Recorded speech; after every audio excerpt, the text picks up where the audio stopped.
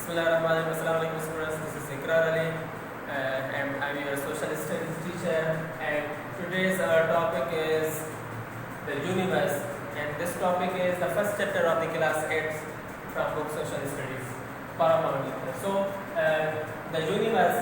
We will learn about the universe. What is universe? The features of universe, the formation of universe, and the age of universe. So come to the first point, the age of universe. Before we get to our first topic, first point, I will want to tell you that कि universe की formation क्या है, universe कैसे इस universe की इब्तिदा कैसे हुई। तो सबसे पहले हम आते हैं इस यूनिवर्स की इब्तिदा जो हुई है वो हुई है बिग बैंग थ्योरी से हुई है। बिग बैंग थ्योरी आज से कुछ तो साल पहले दी गई है, not more than 1 century. So big bang theory का मतलब यह है कि एक अजीम और बड़ा धमाका हुआ मैटर में और उस एटम में, और उस धमाके की वजह से ये पूरी कायनात वजूद में आई है, इस पूरी कायनात की फॉर्मेशन हुई है। जैसे कि उसमें से बहुत सारे मॉलिक्यूल्स पैदा हुए, एटम्स पैदा हुए, मैटर्स पैदा हुए और बाद में आहिस्ता आहिस्ता उनकी इवोल्यूशन हुई, उनकी रिवोल्यूशन हुई, जिसके बाद वो जो करंट शेप है उसमें आगे जैसे ये दुनिया है, ज़मीन है, सोलर प्लैनेट्स है, ये सारी की सारी बिग बैंग थ्योरी का नतीजा रिजल्ट है।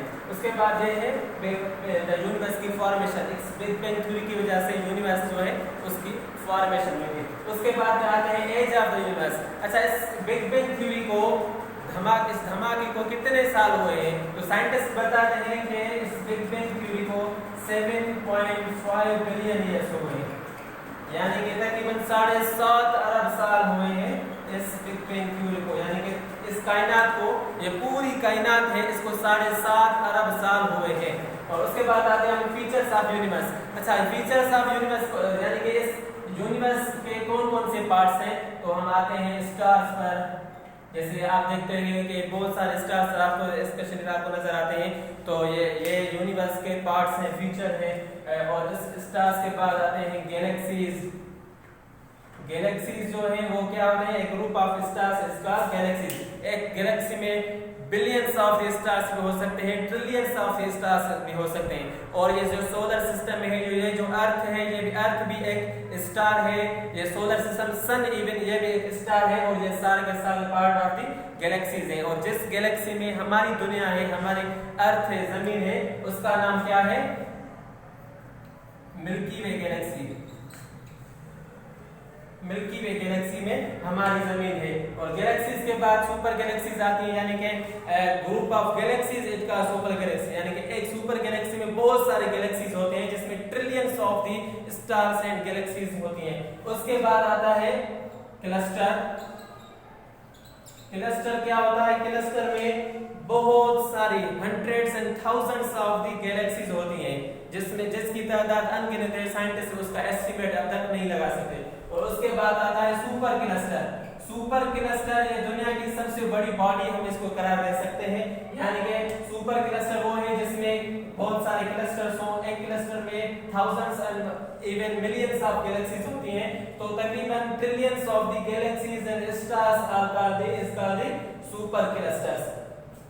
और उसके बाद हम आते हैं कि ये हमें पता कैसे चला कि इतनी बड़ी कायनात भी है। सो उस कायनात की डिस्टेंस का हमें पता चला है। जो साइंटिस्ट ने एक अंदाजा मुकर्रर किया हुआ है वो है लाइट ईयर। लाइट ईयर किसे कहते हैं? लाइट ईयर उसको कहते हैं कि रोशनी एक साल में जितना सफर करती है उसको हम लाइट ईयर कहते हैं। और इसका अंदाजा आप इस बात से लगा सकते हैं कि रोशनी 1 कलाक में 1 बिलियन किलोमीटर सफर करती है। रोशनी 1 कलाक में 1 बिलियन किलोमीटर सफर करती है। और अगर हम इसको मल्टीपल करेंगे 365 डेज से, तो ये तकरीबन बनता है 9.5 ट्रिलियन किलोमीटर। 9.5 ट्रिलियन किलोमीटर, यानी कि आसान अंदाज में मैं आपको समझाऊं तो ये रोशनी जो 1 साल में 9,500 अरब किलोमीटर से सफर तय करती है।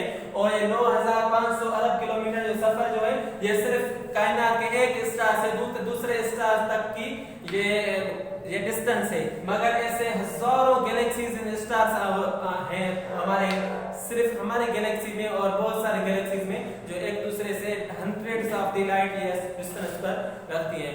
सो होप कि आप समझ गए होंगे, to your topic is clear. Thank you.